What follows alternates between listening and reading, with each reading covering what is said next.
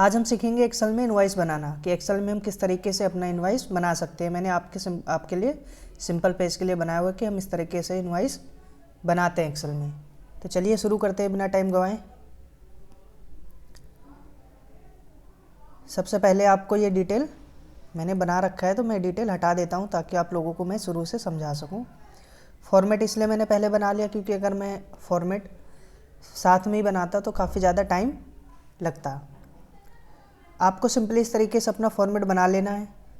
अपनी कंपनी का कोई लोगो या आप जो भी लोगो चाहते हो वो लगा लेना है। अपनी कंपनी का यहाँ पे एड्रेस डालना है। बायर या बायर भी कह सकते हो, आप बिल टू और शिप टू भी कर सकते हो। तो मैंने कर रखा है बायर और शिप टू सेम एड्रेस है। बट अगर आप चाहते हो कि मटेरियल तो बिल किसी और नाम के रहे, बिल किसी और के नाम पे रहे और मटेरियल कहीं और जाए, तो आपको करना है सिंपली शिप टू में एड्रेस चेंज करना है। बिल क्या है अदर पार्टी के नाम पे रहेगा और मटेरियल किसी अदर पार्टी के नाम पे जाएगा।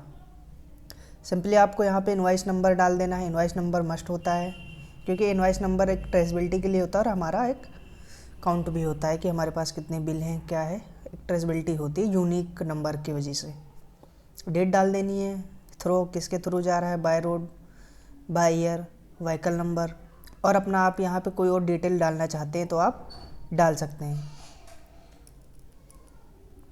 सिंपली हमें यहाँ ले लेना है पार्ट कोड कि हम जो मटेरियल का इनवॉइस बनाना है उसका पार्ट कोड क्या है, पार्ट कोड लेना है। देन सिंपली यहाँ पे हमें लेना है आइटम नेम, देन क्वांटिटी कितनी है, प्राइस क्या है और टोटल अमाउंट। टोटल नहीं करना है, अमाउंट कर देना है हमें। देन पार्ट कोड जैसे मैं डाल देता 906, 930, 556। ये मेरा है डिस्क है 30 mm की, ये मेरा डिस्क है 25 mm की, ये मेरा वाशर है,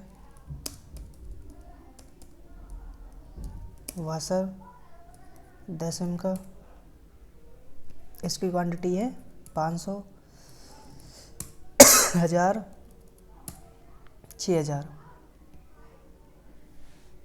विड्थ इसका थोड़ा सा मैं एडजस्ट कर रहा हूँ ताकि क्वांटिटी अच्छी दिखे।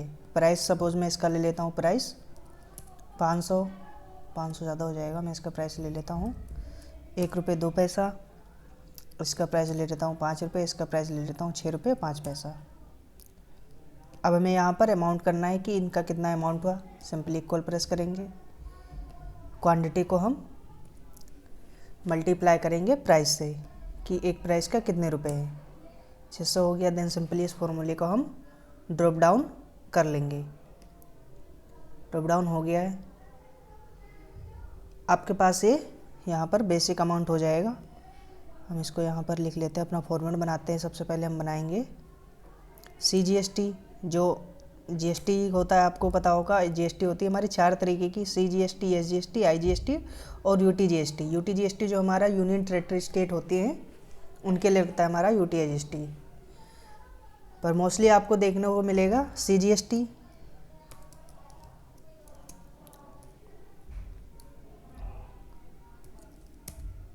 SGST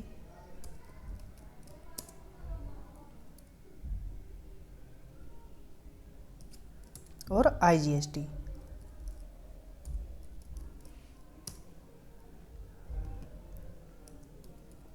IGST हमारा 18%। मोस्टली आइटम पर आपका जो लगता है GST वो लगता है आपका 18%। कुछ आइटम है जिन पे 28% लगता है, तो आप उस अकॉर्डिंग भी मैनुअली इसको GST रेट को चेंज कर सकते हो। सिंपली मुझे यहाँ पर लेना है टोटल सम लेना है आइटम का, मैंने सम लिया,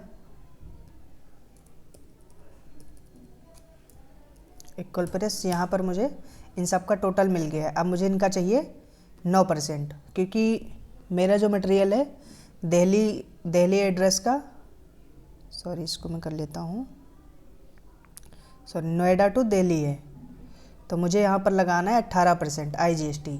क्योंकि उत्तर प्रदेश से मटेरियल जा रहा है दिल्ली में, तो हमें यहाँ पर लगाना है IGST। तो IGST के लिए लगाना है हमें सिंपली 18% इक्वल ये अमाउंट हमें सेलेक्ट करना है जिस पे GST लगाना है, देन मल्टीप्लाई हमें लगाना कितना है 18%, 18 डिवाइडेड बाय 100।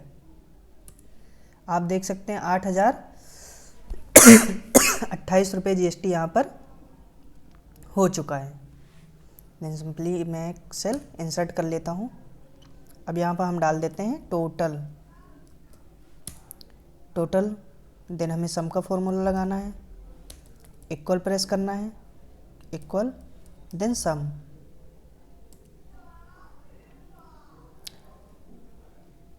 इस अमाउंट को और हमारा जो GST का अमाउंट है उसको सम कर लेना है। टोटल जो हमारे मटेरियल का या हमारा जो इनवॉइस बना है वो बना है 52,628 रुपये। अब आप इसको सिंपली कंट्रोल P के साथ प्रेस कर सकते हैं। यहाँ पर आप अपने अकॉर्डिंग, चाहे this is the computer generated documents, mostly जो इनवॉइस होते हैं उसमें यह लिखा मिलता है कि यह कंप्यूटर द्वारा जनरेटेड किया गया है। यहाँ आप अपने कंपनी का नाम जो भी डालना चाहें डाल सकते हैं। इस अकॉर्डिंग भी आप अपने एक एक्सेल के थ्रू इनवॉइस बना सकते हैं। अगर आप इसको कुछ मॉडिफाई करना चाहें, हेडिंग, डेट, कुछ भी अपने अकॉर्डिंग इसमें मॉडिफाई कर सकते हैं। अब बात आती है कि आजकल तो नए सॉफ्टवेयर बन गए हैं, उसमें हमें ये क्यों बनाने हैं। तो ये जैसे ERP में कई होता है कि बहुत सारे सिंपल या कुछ मटेरियल आपको बाहर जाना होता है, सिंपल है या कोई भी मटेरियल अगर कंपनी से बाहर जाता है डॉक्यूमेंट के थ्रू जाता है। बट अगर आप हर पार्ट के लिए, हर आइटम के लिए अगर आप ERP में पार्ट कोड क्रिएट कराओगे तो बहुत ही लेंथी हो जाएगा और उनका हिसाब भी नहीं रखा जा सकता। तो इसलिए जो सिंपल जाते हैं या कुछ नया पार्ट डेवलपमेंट के लिए होता है या कुछ नई क्वेरी होती है तो सिंपल के लिए आपको ऐसे इनवॉइस बनाने की आवश्यकता पड़ सकती है। आई होप दोस्तों आपको वीडियो पसंद आया होगा। ऐसे इंटरेस्टिंग वीडियो के लिए हमें फॉलो कीजिए। धन्यवाद।